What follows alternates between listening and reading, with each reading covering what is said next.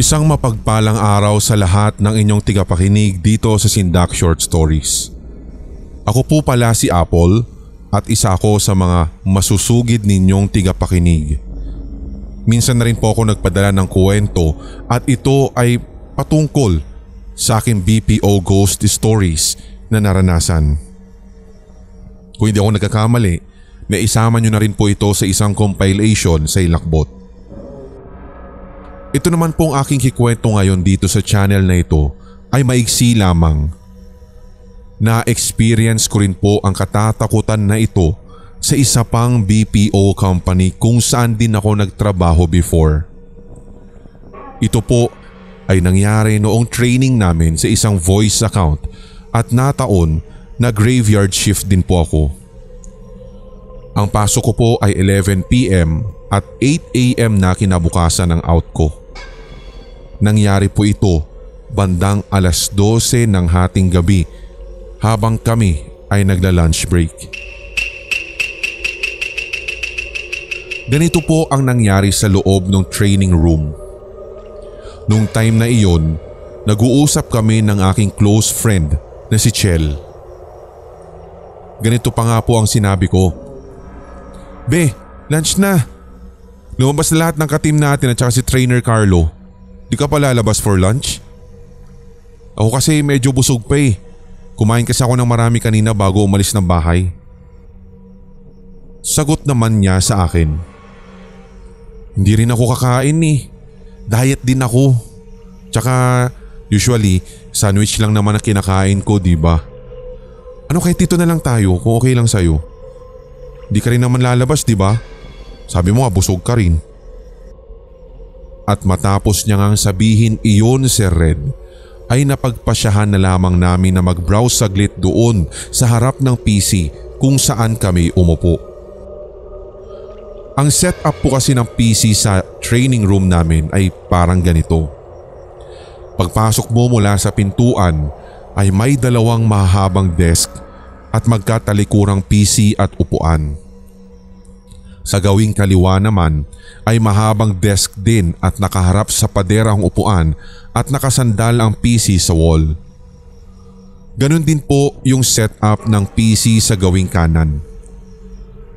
Doon naman po sa pinakalikuran ay may mahabang lamesa din at ang upuan ay nakaharap sa wall kung saan nakasandal ang mga PC. Samantalang ang inuupuan namin ni Chel ay sa may gawing gitna. Yung magkaharapan na PC at upuan doon sa dulo, second to the last ako at siya naman yung first sa dulo. So kung mula doon sa harapan sa whiteboard mismo, magiging kaliwang bahagi namin yun kung nakaharap po kami sa aming PC. So ganito ang nangyari naman, Sir Red. Nung time na napagpasyahan nga namin na manatili sa loob ng training room, wala pa pong 30 minutes iyon nang nakaramdam po kaming pareho ng kakaibang lamig at hindi po nanggagaling sa aircon. Ang lamig na animoy dumampi sa balat namin ay nanggaling sa ilalim ng desk sa may bandang paanan namin, to be exact. Nung una, ipinagkibit balikat na lang namin at nagpatuloy kami sa aming pagbabrowse sa PC. Pero hindi na po namin na-tolerate nang maulit po yung malamig na hangin na dumaan na naman sa aming paanan.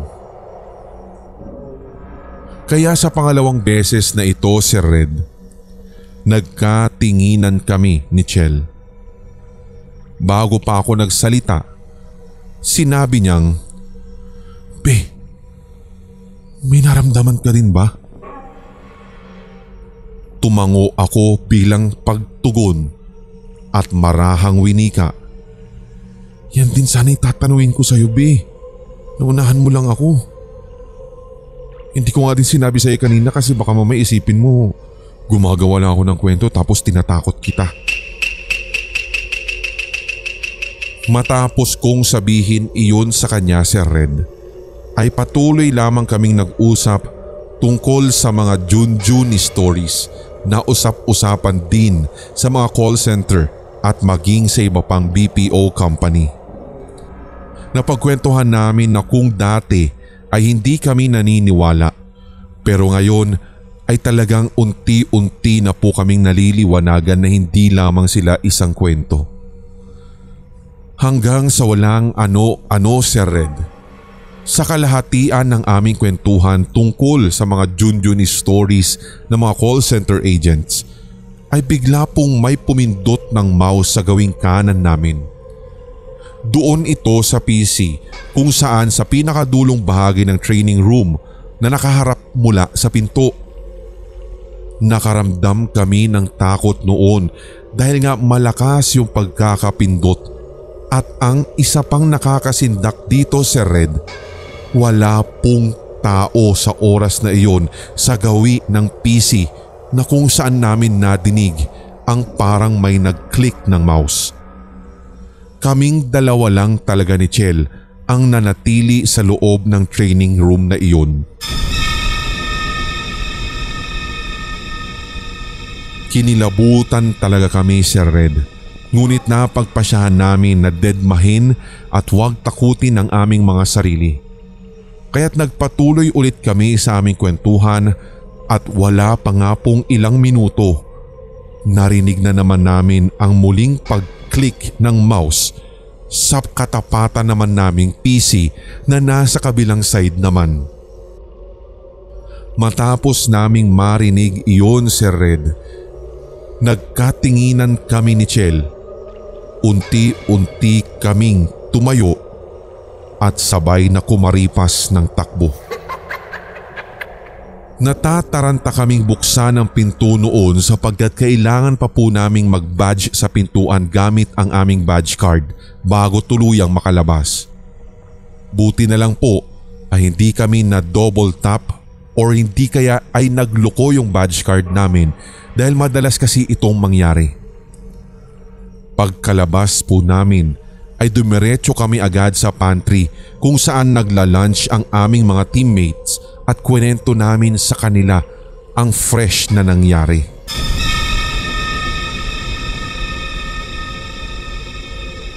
Mula nga noon, Sir Red, ay hindi na po kami nagpapaiwan. Ayaw na naming maiwang dalawa sa loob ng training room na iyon.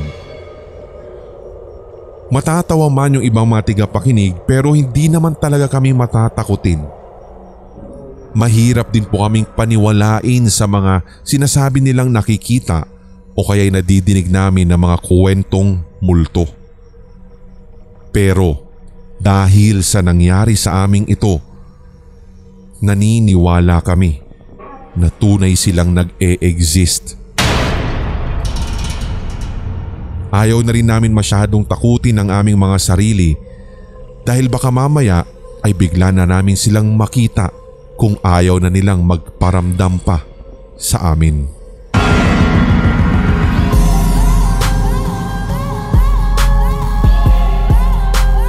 At inyong napakinggan ang tampok na one-shot Tagalog horror story. I-like, mag-comment at i-share ang episode na ito sa inyong social media, mga certified kasindak. Huwag pahuhuli sa mga bagong kwentong katatakutan dito sa ating channel, kaya pindutin na ang subscribe button at ang notification bell. Hanggang sa susunod na kwentuhan dito sa Sindak Short Stories.